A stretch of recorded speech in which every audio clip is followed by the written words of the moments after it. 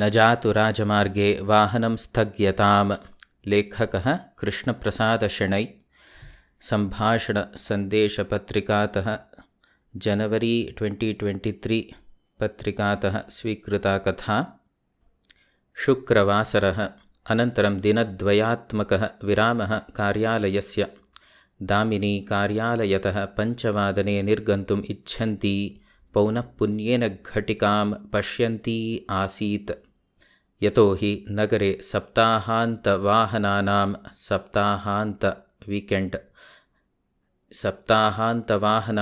सञ्चारः सम्मर्दः च कार्यालयपिधानसमयानन्तरम् अधिकं भवति। तस्याः गृहं तु नगरस्य उपान्तभागे तिष्ठति। उपान्तभागे तिष्ठति। नगरस्य रथ्या स्त्रीलिङ्गशब्दः ग्राममध्यमार्गः इति। नगरस्य रथ्याम् अतिक्रम्य राजमार्गम् आश्रित्य 16 किलोमीटर् परिमितं दूरम् अतिक्रान्तव्यं भवति तया गृहप्राप्तये। यदा घटिका सायङ्कालस्य 4:30 दर्शयन्ती आसीत् तदा प्रबन्धकः मैनेजर् अतिमहत्त्वपूर्णं किञ्चन कार्यम् एतत् इति वदन् काञ्चन सञ्चिका स्त्रीलिङ्गशब्दः फैल् इति सञ्चिकां तस्याः उत्पीठिकायां स्थापितवान्। धिक् वार्षिककार्यनिरीक्षणसमयं। प्रबन्धकः यदि इच्छेत् तर्हि कार्यालयस्य उद्घाटनसमयात् आरभ्य माध्याह्निकभोजनविरामपर्यन्तं यदा कदाचिदपि एतत् कार्यं दातुम् अशक्ष्यत्। शक्तौ स्वादिगणस्य धातुः कर्तरीप्रयोगः लृन् लकारः परस्मैपदम्। एवं रूपाणि अशक्ष्यत्, अशक्ष्यताम्, अशक्ष्यन्, अशक्ष्यः, अशक्ष्यतम्, अशक्ष्यत, अशक्ष्यम्, अशक्ष्याव, अशक्ष्याम इति। लृन् लकारः सूत्रम् एवं लिन् निमित्ते लृन् क्रियातिपत्तौ। उदाहरणं कृष्णम् अनंस्यत् चेत् सुखम् अयास्यत्। यदि कृष्णस्य नमनं करिष्यति तर्हि सुखमपि यास्यति, परन्तु इदानीं कृष्णस्य नमनं न कृतम्। अत्र कार्यस्य अभावः दृश्यते। Cause and effect, but in the future karya has not happened yet. That is लृन् लकार। यदा कदाचिदपि एतत् कार्यं दातुम् अशक्ष्यत्, किन्तु एषः तत् न करोति इति चिन्तयन्ती सा मनसि एव प्रबन्धकं निन्दन्ती कार्ये उद्यता अभवत्। उद्यत्वे प्रतिशुक्रवासरे एवमेव प्रचलति प्रबन्धकस्य व्यवहारः इति अपि सा अस्मरत्। सञ्चिकायाः अन्तः आसीत् 12 पुटात्मकः कश्चन अभिलेखः रेकार्ड् आर्कैव् इति। एतस्य पूर्णावलोकनं कृत्वा 6 वादनात् पूर्वं कार्यं समापयितुं न शक्यते इति तया अवगतम्।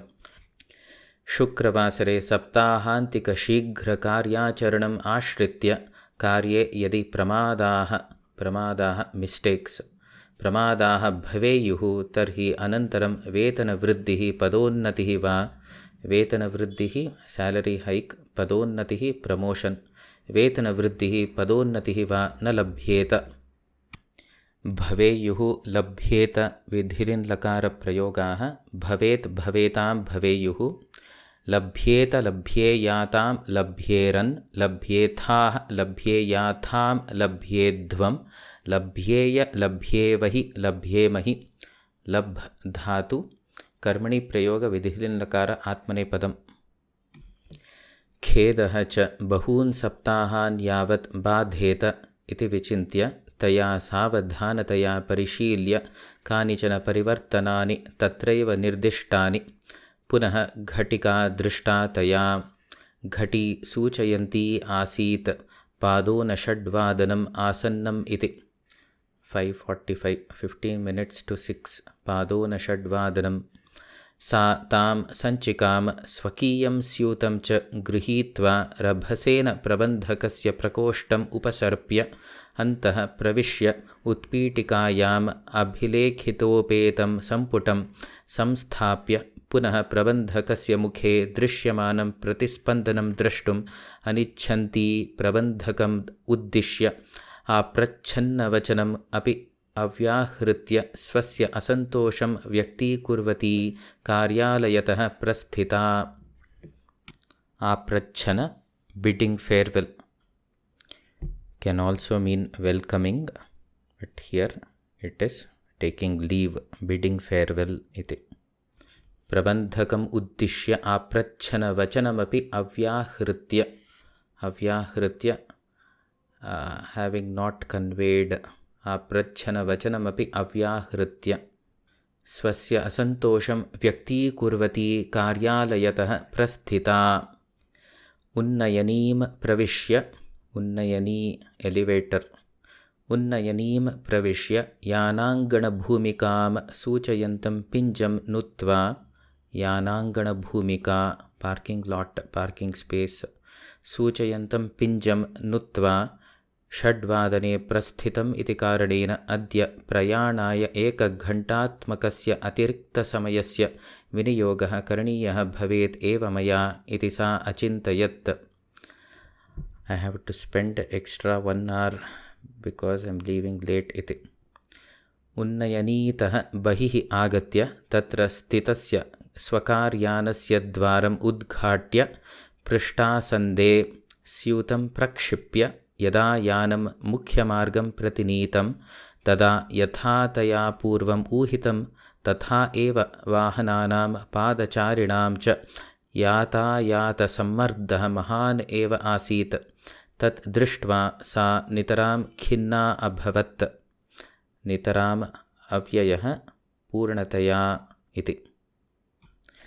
पिपीलिकानां महती पङ्क्तिः यथाक्षितौ नेदिष्टाः दरीः उद्दिश्य गच्छति तथा अस्ति एतद् दृश्यम् इति भावः आगतः तस्याः मनसि. पिपीलिकानां पङ्क्तिः यथाक्षितौ, क्षितिः भूमिः इति. नेदिष्टाः अतिनिकटम् इति विशेषणमस्ति. नेदिष्टाः दरीः उद्दिश्य गच्छति. दरी स्त्रीलिङ्गशब्दः, होल् इति कन्दरः इति.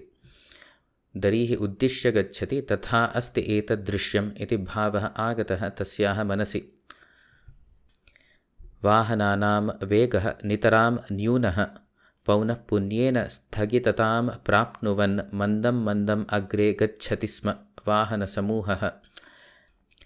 नीरसता विमोचनाय दामिनी काञ्चित् ध्वनिमुद्रकाम् आहृत्य ताम् अचालयत्.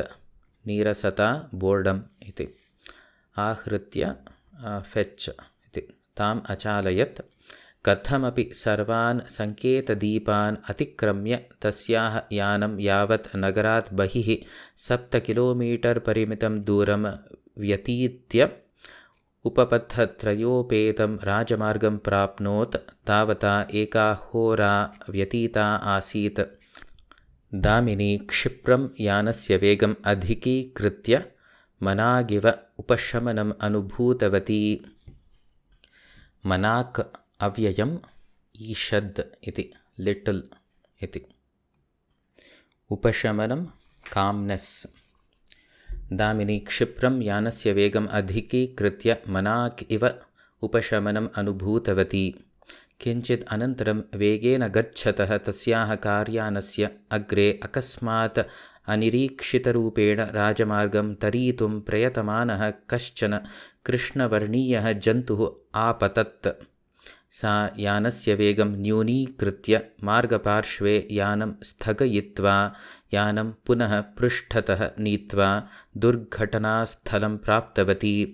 तस्मिन् एव दिने 9 वारम् इतस्ततः उल्लङ्घनं कृत्वा अन्ते दुर्भाग्यवशात् तस्याः यानस्य निष्पीडनं प्राप्य मरणं प्राप्तवान् आसीत् कश्चन बिडालः.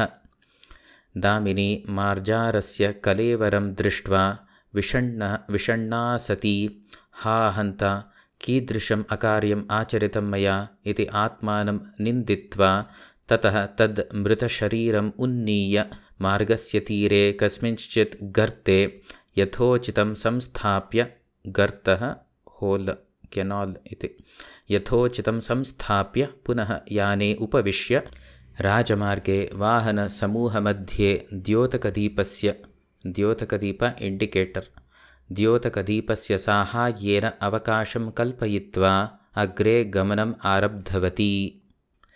यानं 50 किलोमीटर् परिमितं वेगं यावत् पुनः प्राप्नोत् तावत् दुर्घटनास्थलस्य दृश्यं स्वस्य मनस्तः अपनेतुं न अशक्नोत्। सा अशक्नोत् शक्तौ स्वादिगणस्य धातुः कर्तरिप्रयोगः लन् लकारः परस्मैपदम्। एवं रूपाणि अशक्नोत्, अशक्नुताम्, अशक्नुवन्, अशक्नोः, अशक्नुतम्, अशक्नुत, अशक्नवम्, अशक्नुव, अशक्नुम इति। ततः महती पीडा अनुभूता तया। तावता पृष्ठतः कश्चन यानचालकः तस्याः मनः आक्रष्टुं वाहनस्य अग्रदीपान् तीव्रतया प्रकाशयितुं प्रयतमानः दृष्टः। यतः मार्गे चलतां यानानां चालकानां च मध्ये परस्परसंवादेन निवेदनप्रतिनिवेदनयोः विनिमयः न सम्भवति। अग्रे गच्छत् अपरं यानम् अतिक्रान्तुं प्राचुर्येण चालकाः स्वस्य वाहनस्य अग्रदीपान् पृष्ठदीपान् वा उपयुज्य सङ्केतान् कुर्वन्तः स्वनिवेदनानि सूचयन्ति। अयम् अपि मम यानम् अतिक्रम्य अग्रे गन्तुम् इच्छति इति विचिन्त्य सा आदौ स्वस्य यानस्य पृष्ठदीपान् उपयुज्य प्रतिसङ्केतं दर्शयित्वा पृष्ठदर्शिदर्पणे पृष्ठदर्शिदर्पणे हस्तेन अग्रे श्रियताम् इति सङ्केतं कृतवती।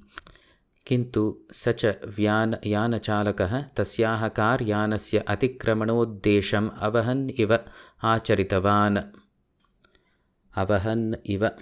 अवहन् निराकरणं कुर्वन् इव इति, अवहन् इव आचरितवान्।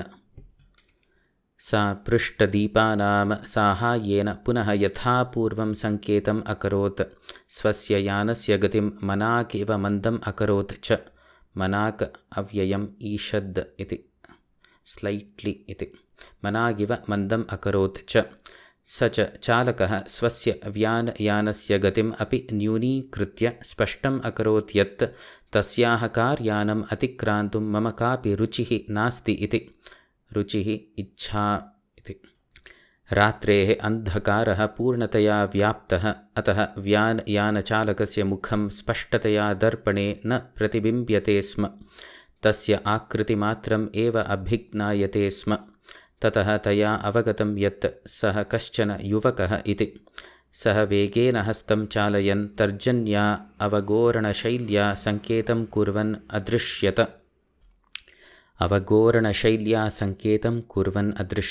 अवगोरण मेनेसिङ्ग्लि इति, कुर्वन् अदृश्यत दृश्य प्रेक्षणे भवादिगणस्य धातुः कर्मणि प्रयोगः लन् लकारः आत्मनेपदम्। एवं रूपाणि अदृश्यत, अदृश्येताम्, अदृश्यन्त, अदृश्यथाः, अदृश्येथाम्, अदृश्यध्वम्, अदृश्ये, अदृश्यावहि, अदृश्यामहि इति। एतस्य चालकस्य आशयः कः स्यात् इति चिन्तयन्ती दामिनी विविधानि कारणानि आकलितवती। आकलनं कन्सिडरिङ्ग्, डिकाम्प्रहेण्डिङ्ग्, अण्डर्स्टाण्डिङ्ग्, आकाङ्क्षा, परिसङ्ख्या इति। कार्यानद्वारेषु अन्यतमं सम्यक् पिहितं नास्ति किम्? किं पृष्ठदीपयोः अन्यतरः न प्रकाशते? किं यानम् अधिकं धूमं त्यजत् अस्ति? यदा मार्जारयानयोः सङ्घट्टः अभूत् तदा यानस्य काचित् क्षतिः जाता किम्? क्षतिः डैमेज् इति। क्षतिः जाता किम् इति एवं प्रकारेण ऊहापोहान् कृत्वा तया निर्णयः स्वीकृतः द्वयोः यानयोः मध्ये दूरं निर्मातव्यम् इति। सा यानस्य वेगं वर्धयति चेत् सः अपि स्वस्य यानस्य वेगं वर्धयति स्म। वेगः न्यूनीक्रियेत चेत् सः अपि तथा एव करोति स्म। तस्याम् उपपथं परिवर्त्य शीघ्रगति उपपथं स्वीकुर्वत्यां सः अपि तथा एव कुर्वन् स्वस्य यानेन तस्याः यानस्य अनुसरणम् अत्यक्त्वा स्वस्य व्यानयानं दामिन्याः कार्यानस्य पृष्ठतः एव चालयति स्म। एवम् ओलम्पिक् स्पर्धासु धावनकर्त्रोः प्रतिस्पर्धिनोः इव तयोः यानयोः गमनं जायमानम् आसीत्। अनारतं षट्पादमितात् अन्तरात् अपि न्यूनम् अन्तरं स्थापयति स्म सः जनः।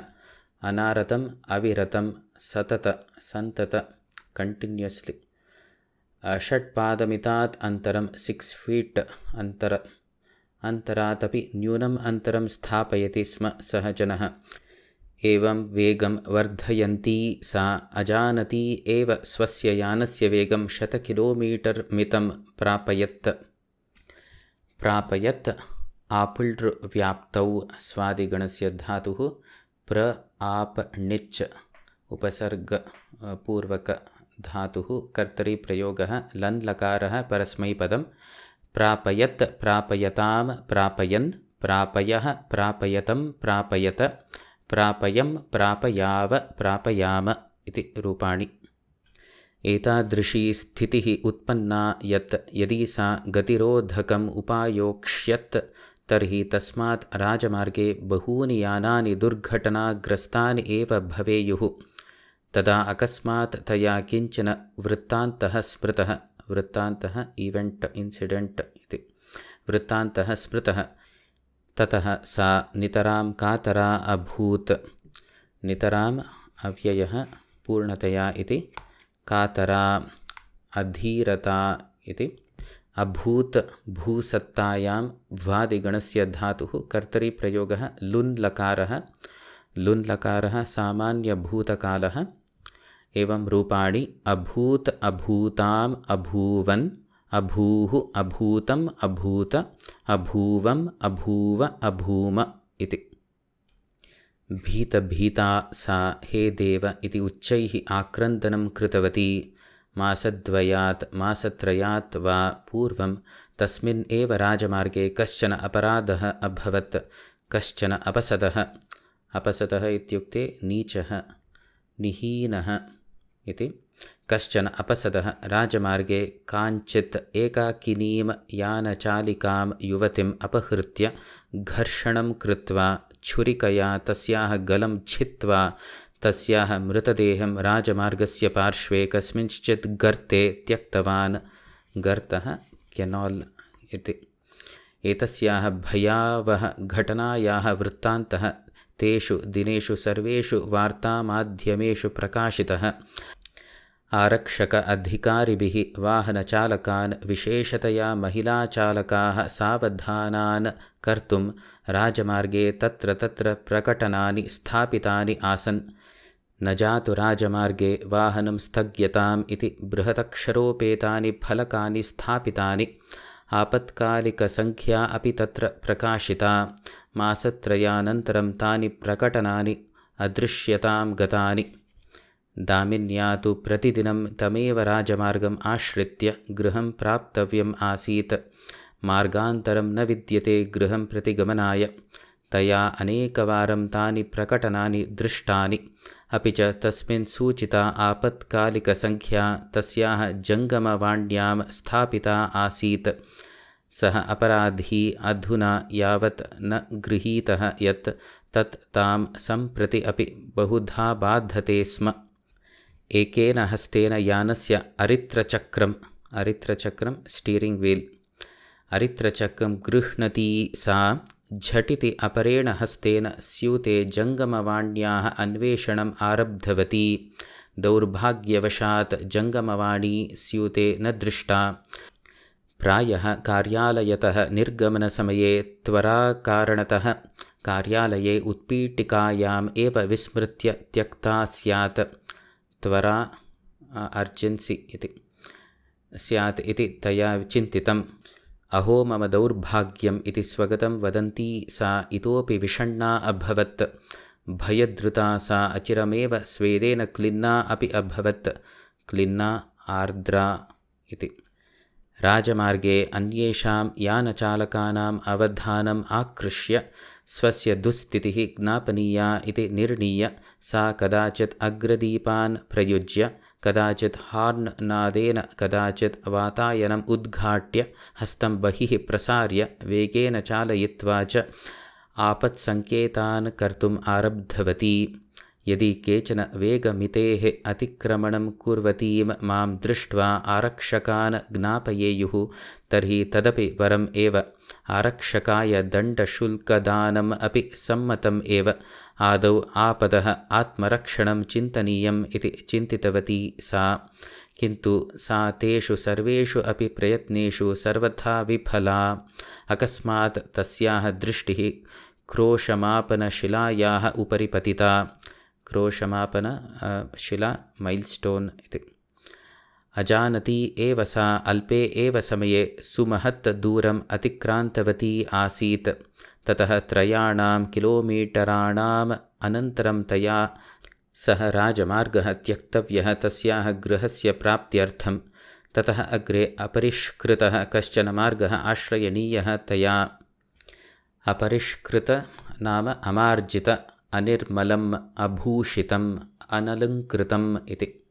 अत्र मड्डी रोड्, अण्टार्ड् रोड् इति। सा सहसा कश्चन उपायम् अचिन्तयत्। सहसा नाम अविचारितं, रैश् डिसिशन् इति। सा सहसा कश्चन उपायम् अचिन्तयत्। शीघ्रगतिम् आश्रित्य सपदि यानस्य दिशं परिवर्त्य, सपदि तत्क्षणम् इति। सपदि यानस्य दिशं परिवर्त्य राजमार्गः त्यजेत चेत् अनिरीक्षितं तत् आचरणम् अनुकर्तुम् असमर्थताम् अनुभूय तेन वराकेण, वराक नीच इति, तेन वराकेण राजमार्गे अग्रे गन्तव्यं भवेत् इति। योजनायाः निर्वहणाय वेगम् इतोपि वर्धयित्वा अग्रे सरन्ती सा पृष्ठतः वाहनानां सञ्चारं दर्पणे पश्यन्ती वामतः यानं परिवर्तयितुम् उद्युक्ता अभवत्। यदा तया यानं तूर्णं राजमार्गस्य, तूर्णं शीघ्रं सत्वरम् इति, तूर्णं राजमार्गस्य दक्षिणतः आरभ्य वामतः परिवर्तितं, तदा सर्वे यानचालकाः तस्याः क्षिप्रकारिणा आचरणेन क्रुद्धाः सन्तः सहसा स्वस्य यानानां गतिरोधकान् नुत्तवन्तः। सहसा अव्ययपदम्, अविचारितं, रैश्लि इति। स्वस्य यानानां गतिरोधकान् नुत्तवन्तः, गतिरोधक ब्रेक्स्। दामिनी तु तेषां प्रतिक्रियायां किञ्चिदपि अवधानम् अदत्त्वा दर्पणे अवलोकमाना पार्श्वमार्गं प्रविष्टवती। राजमार्गे अग्रे गच्छत् तत् व्यानयानं दर्पणे क्षणद्वयं दृष्ट्वा स्वस्य पराक्रमविषये गर्वम् अनुभवितुं यावत् सा उद्यता, तावता तत् व्यानयानं राजमार्गम् उल्लङ्घ्य वामतः आगच्छत्। तस्य दर्शनात् तस्याः आत्मविश्वासः पूर्णतया भग्नः एव। ततः तस्याः गृहं तिष्ठति किलोमीटर् मात्रमिते दूरे, किन्तु मार्गस्य स्थितिः अतीव शोचनीया। सः निर्जनप्रदेशः अपि। तत्र मार्गस्य पार्श्वे विद्युद्दीपाः न सन्ति अपि। अतः सः उपमार्गः पूर्णतया अन्धकारमयः। यानयोर्मध्ये अन्तरं पुनः न्यूनम् अभवत्। रामरक्षास्तोत्रं जपन्ती दामिनी 50 मीटर् परिमितदूरं प्राप्य हार्न् चालनेन गृहे स्थितानाम् अनुजस्य मातुः पितुः वा अवधानम् आक्रष्टुं प्रयासम् आरब्धवती। दिष्ट्या हार्न् ध्वनिं श्रुत्वा, दिष्ट्या अव्ययं कल्याणम् इति, भाग्यवशात् इति। दिष्ट्या हार्न् ध्वनिं श्रुत्वा गृहजनाः गृहात् बहिः आगतवन्तः, किन्तु ते न अजानन् किं प्रवर्तते इति।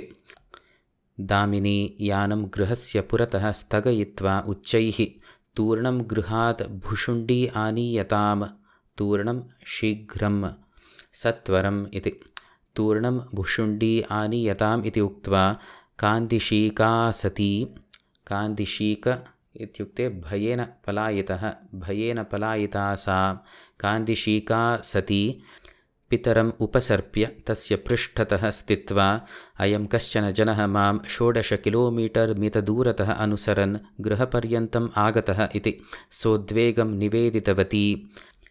तस्याः पिता भीमरावः पूर्वं सेनायां कृतकार्यः, अतः सः गृहे अनुमतिपत्रसहितां भुशुण्डीं स्थापयति स्म।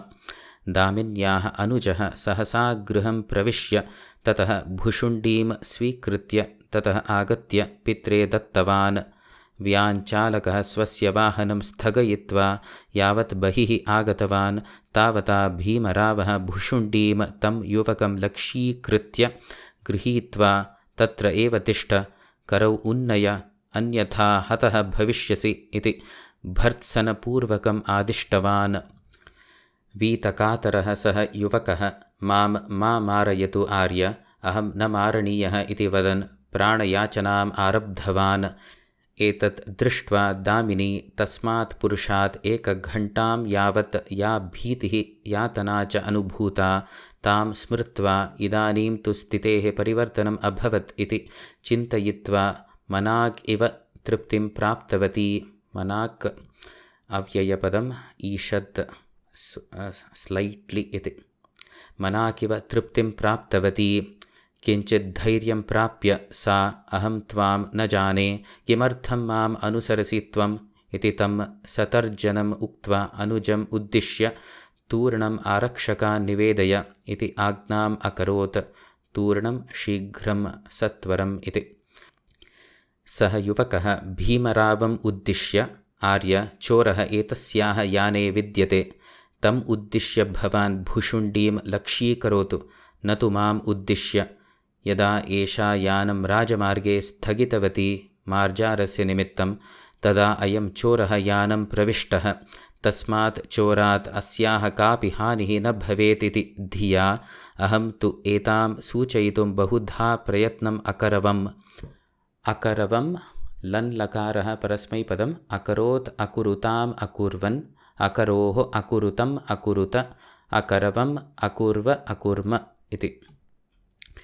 ततः आरभ्य याने एतस्याः पृष्ठतः एव निलीय स्थितः सः चोरः, निलीय संगोप्य इति। पृष्ठतः एव निलीय स्थितः सः चोरः निरन्तरं वाहनस्य अनुसरणं यत् प्रचलति तत् कदा परित्यज्येत, कदा वा अवसरः प्राप्येत इति प्रतीक्षमाणः एव आसीत्। आरक्षकाः तु मया आदौ एव सूचिताः, प्रायेण ते मार्गे एव सन्ति इति उच्चैः उक्तवान्। एतत् सर्वं निशम्य श्रुत्वा इति। एतत् सर्वं निशम्य भीमरावादयः करदीपं तस्मिन् कार्याने प्रकाश्य तत्र हस्तेन छुरिकां गृहीत्वा रहसि उपविष्टं कञ्चित् दृष्ट्वा महती आपत् एव परिहृता अस्य युवकस्य उपकारात् इति अवगत्य तं चोरं गृहीत्वा बद्धवन्तः। तावता अनतिदूरतः आरक्षकाणां यानस्य घोषः अश्रूयत। श्रुश्रवणे भ्वादिगणस्य धातुः कर्मणि प्रयोगः लन् लकारः आत्मनेपदम्। अश्रूयत, अश्रूयेताम्, अश्रूयन्त, अश्रूयथाः, अश्रूयेथाम्, अश्रूयध्वम्, अश्रूये, अश्रूयावहि, अश्रूयामहि इति रूपाणि। कथा समाप्ता। लेखकः कृष्णप्रसादशेणै। तस्य ईमेल् सङ्केतः rkpshenoy@gmail.com इति। धन्यवादाः।